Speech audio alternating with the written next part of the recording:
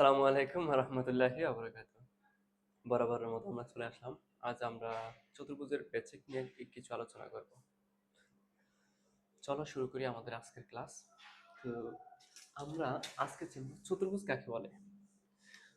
চারটি বাহু দ্বারা আবদ্ধ আকার বা কাঠামোকে চতুর্ভুজ বলে। বুঝে গেছে? চারটি বাহু দ্বারা আবদ্ধ আকার বা কাঠামোকে চতুর্ভুজ বলে। এখন দেখো, আমরা অঙ্কন করি।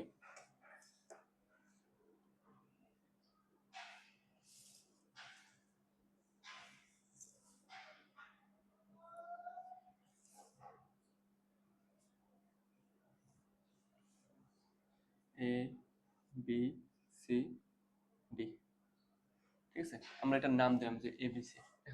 আমার যে সংজ্ঞা দিছি সংজ্ঞার সাথে এটা যায় না। চারটি বাহু দ্বারা আবদ্ধ আকার বা কাঠামোকে চতুর্ভুজ বলে, আবার চারটি বাহু দ্বারা আবদ্ধ ক্ষেত্রকে চতুর্ভুজ ক্ষেত্র বলে। এখন দেখো, যে সংজ্ঞা দিছি সংজ্ঞার সাথে যায়। এখন দেখো, আমার চতুর্ভুজ নিয়ে অনেক পড়াশোনা আছে। আমি খুব বেসিক থেকে হালকা কিছু পড়াশোনা করাবো তোমাদেরকে, শিখাবো। দেখো, চতুর্ভুজের চার কোণের সমষ্টি হচ্ছে 360 ডিগ্রি। কত? 360 ডিগ্রি বা 4 সমকোণ। বুঝে গেছে? 360 ডিগ্রি। তারপরে চারটা শীর্ষবিন্দু থাকবে, এগুলোকে বলে শীর্ষবিন্দু।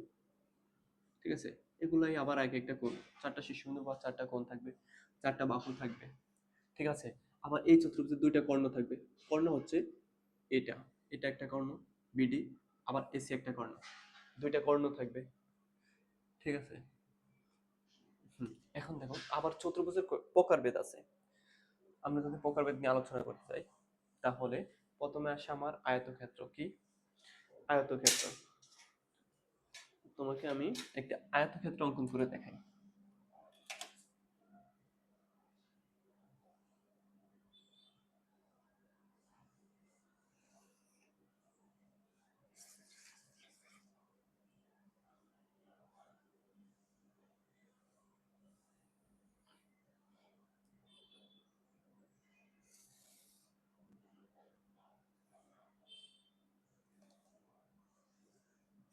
দেখো, এটা হচ্ছে আমার আয়তক্ষেত্র। এখন আয়তক্ষেত্র, যে আয়ত, এটা কাকে বলে?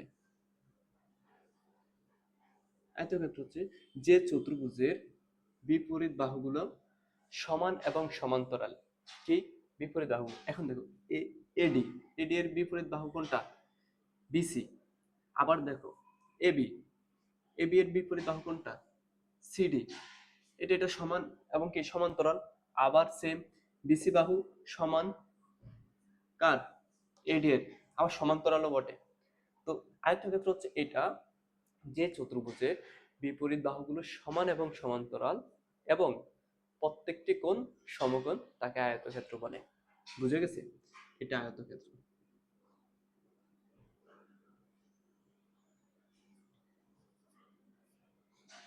এখন দেখুন, এই যে আমার এর বেলায়, আয়তক্ষেত্রের বেলায় যে আয়ত আছে, এটার বেলায় আমার কর্ণগুলো হবে সমান। আমার এটা দিয়ে হচ্ছে না, মানে পুরোটা আসতেছে না। আমার কর্ণগুলো কি হবে? সমান হবে।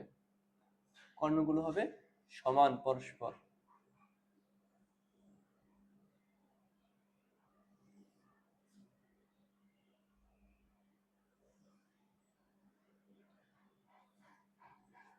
দেখেন, দুইটা কর্ণই আমার সমান। এখন আবার এটা গেল আয়ত। এখন এখন আসেন, আমি যদি আঁকি আয়তক্ষেত্র, পরে একটা আমি বর্গ অঙ্কন করব। কি বর্গ?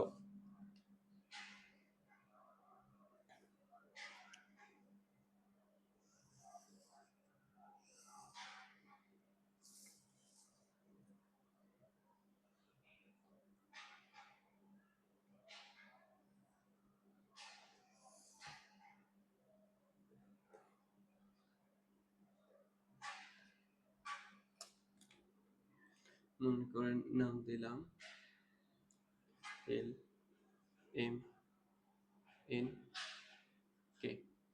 এখন দেখেন, এবার বর্গ কাকে বলে? যে চতুর্ভুজের প্রত্যেকটি বাহু সমান। কি যে চতুর্ভুজের প্রত্যেকটি বাহু সমান এবং প্রত্যেকটি কোণ সমকোণ তাকে বর্গ বলে। বোঝা গেছে? এখন দেখেন, আমার এই বাহু সমান, এই বাহু, আবার এটা প্রত্যেকটা বাহু কি সমান এবং প্রত্যেকটা কোণ কি সমকোণ, তাহলে তাকে কি বলে? বর্গ বলে। বুঝা গেছে? এটার আবার কর্ণগুলো কিন্তু সমান। এই কর্ণগুলো পরস্পর কি সমান। যদি এভাবে যোগ করেন, এভাবে যোগ করেন, এগুলো সমান হবে। আবার এই কর্ণগুলো পরস্পরকে সমকোণে সমদ্বিখণ্ডিত করবে। মানে এই কোণটাও কিন্তু আবার 90 ডিগ্রি হবে, এটাও 90 ডিগ্রি হবে, এটাও 90 ডিগ্রি, এটাও 90 ডিগ্রি। বুঝে গেছে? এটা হচ্ছে আমার বর্গ। তারপরে আরো চতুর্ভুজ আছে, আমি যদি অঙ্কন করি আপনাকে সামান্তরিক কি আঁকবো এখন? সামান্তরিক। দেখেন আমি এখানে অঙ্কন করি,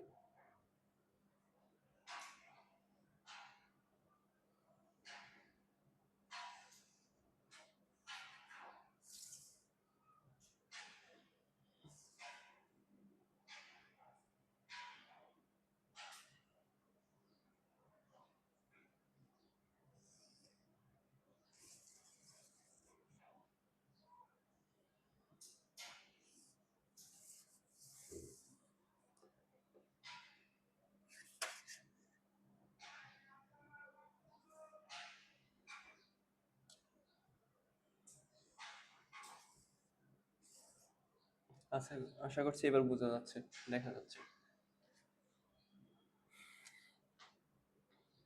নাম দেন, এগুলোর নাম নিয়ে কোনো ব্যাপার না, যা খুশি তা দিতে পারেন। এখন দেখেন আমার এটা যে সামান্তরিক অঙ্কন করলাম, সামান্তরিক কাকে বলে? যে চতুর্ভুজের বিপরীত বাহুগুলো সমান্তরাল। কি? যে চতুর্ভুজের বিপরীত বাহুগুলো সমান্তরাল তাকে সামান্তরিক বলে। সংজ্ঞাটা অবশ্যই মনে রাখবেন, আমার চিত্রের মধ্যেই কিন্তু এটা সংজ্ঞাটা, যে চতুর্ভুজের বিপরীত বাহুগুলো সমান্তরাল। এই যে দেখেন, এটা সমান্তরাল, এটা যেভাবে এটা একইভাবে আছে, এটার এটা পরস্পরকে কখনো ছেদ করবে না অদূর ভবিষ্যতে। সেম ভাবে এটাও, এটা পরস্পরকে ছেদ করবে না। আবার দেখেন, আমরা যদি এগুলোর কর্ণগুলোকে যোগ করি, কর্ণগুলো অসমান হবে। কি হবে? অসমান, একটা আরেকটার সমান হবে না। দেখেন এটা ছোট, এটা বড়, ঠিক আছে? একটা ছোট আরেকটা বড় হবে। তারপরে যদি আমি অঙ্কন করি, আমি আপনাকে রম্বস অঙ্কন করে দেখাই।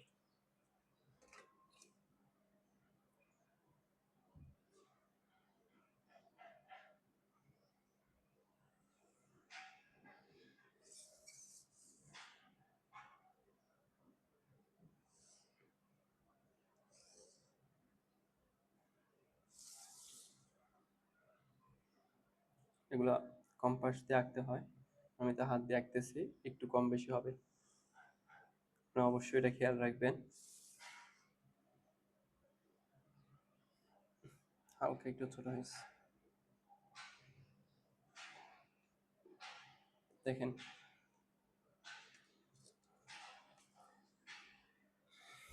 হুম, আমার এটা রম্বস, যে চতুর্ভুজের বাহুগুলো পরস্পর সমান।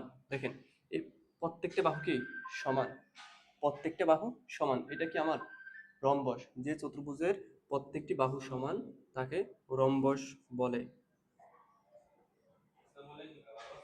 এটাতে আসলে কি বিপরীত বাহুগুলো সমান্তরাল, আবার সমানও বটে, কিন্তু এটা কি প্রত্যেকটি বাহু সমান কিন্তু সমকোণ টমকোণ কিছুই বলে না, শুধু প্রত্যেকটি বাহু প্রত্যেকটি বাহু সমান তাকে বলে রম্বস।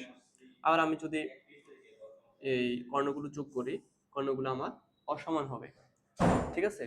আরেকটা আছে আমার ট্রাপিজিয়াম। কি? আরেকটা আছে আমার ট্রাপিজিয়াম। আমি এখন ট্রাপিজিয়াম অঙ্কন করে আমি তোমাকে দেখাচ্ছি।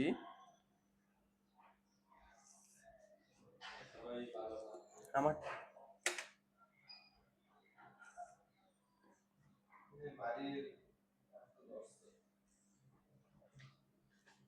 A B C D. এখন দেখো ট্রাপিজিয়ামের সংজ্ঞা হবে কি? যে চতুর্ভুজের একজোড়া বাহু সমান্তরাল। কি? যে চতুর্ভুজের একজোড়া বাহু সমান্তরাল। আমার এই যে এই একজোড়া বাহু সমান্তরাল তাকে ট্রাপিজিয়াম বলে। কি? যে চতুর্ভুজের একজোড়া বাহু সমান্তরাল তাকে ট্রাপিজিয়াম বলে। এখন দেখো তো এক জোড়া সমান্তরাল কেন? এই চতুর্ভুজের কি এক জোড়া বাহু সমান্তরাল না? এটা তো দুই জোড়া সমান্তরাল, তাহলে তো এটা আরো আগে ট্রাপিজিয়াম হওয়ার কথা। হ্যাঁ, দেখেন আমি কি এটা বলে দিচ্ছি কি এক জোড়া বাহু সমান্তরাল হলে ট্রাপিজিয়াম, তাহলে আমার এটা কি এক জোড়া বাহু সমান্তরাল না? এটাও ট্রাপিজিয়াম। হোক দুই জোড়া, আমার দুই জোড়ার দিকে তাকানোর সুযোগ নেই, এক জোড়া হইলে ট্রাপিজিয়াম। তাহলে আমার আয়তক্ষেত্র কি একটি ট্রাপিজিয়াম। বুঝা গেছে? এখন দেখো এটারও তো সমান্তরাল আছে নাকি? তাহলে বর্গ ট্রাপিজিয়াম। অবশ্যই তোমাকে মনে রাখতে হবে আয়তক্ষেত্র একটি ট্রাপিজিয়াম, বর্গ একটি ট্রাপিজিয়াম। আমরা যদি এটা দিকে তাকাই সামান্তরিক, সামান্তরিকের দিকে একটু তাকান,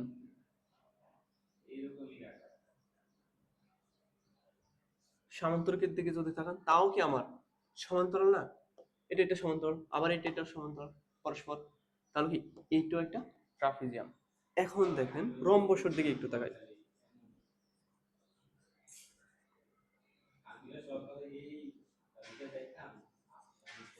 দেখেন রম্বসের যদি তাকান তাও একটা বাহু কি মানে এক জোড়া, এটা এটা পরস্পর সমান্তরাল, আবার এটা এটা পরস্পর সমান্তরাল।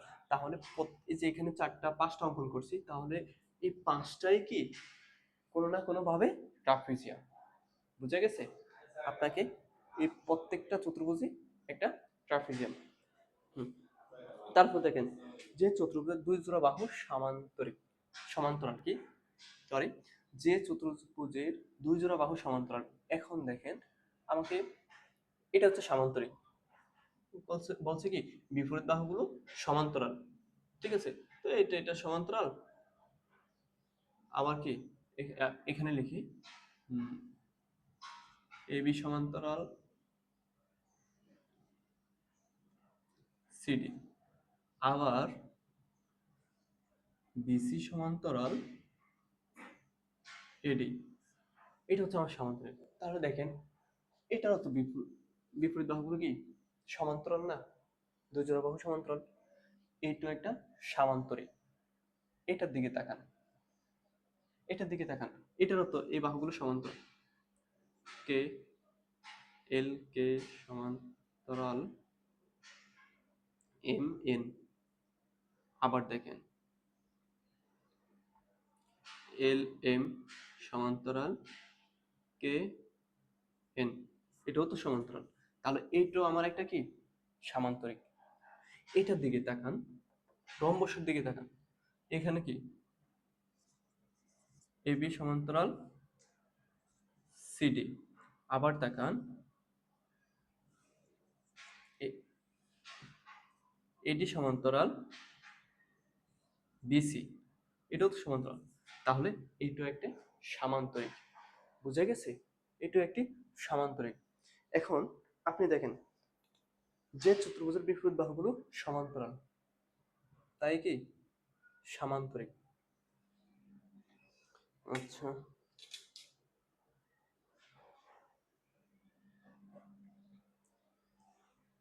তারপরে দেখেন আয়তক্ষেত্রের দিকে তাকান, বিপরীত বাহুগুলো সমান্তরাল এবং প্রত্যেকটি কোণ সমকোণ। আয়ত্তর দিকে যদি আপনি তাকান তাহলে দেখেন এটার সংজ্ঞা অনুসারে আমার এই যে এটা আছে না বর্গ, বর্গটা কি বিপরীত বাহুগুলো কি সমান্তরাল না? সমান্তরাল। তারপরে আছে কি প্রত্যেকটি কোণ আবার সমকোণ, এই হিসেবে কি আমার বর্গ একটি আয়ত। বুঝা গেছে? এই হিসাবে আমার বর্গ একটি আয়ত। আজকের ক্লাস আমরা আর দীর্ঘায়িত করব না, আমরা ফিরবো ইনশাআল্লাহ আগামীতে অন্য কোনো ক্লাস নিয়ে। ততক্ষণে সবাই সুস্থ থাকুন, ভালো থাকুন। আসসালামু আলাইকুম ওয়া রাহমাতুল্লাহি ওয়া বারাকাতুহু।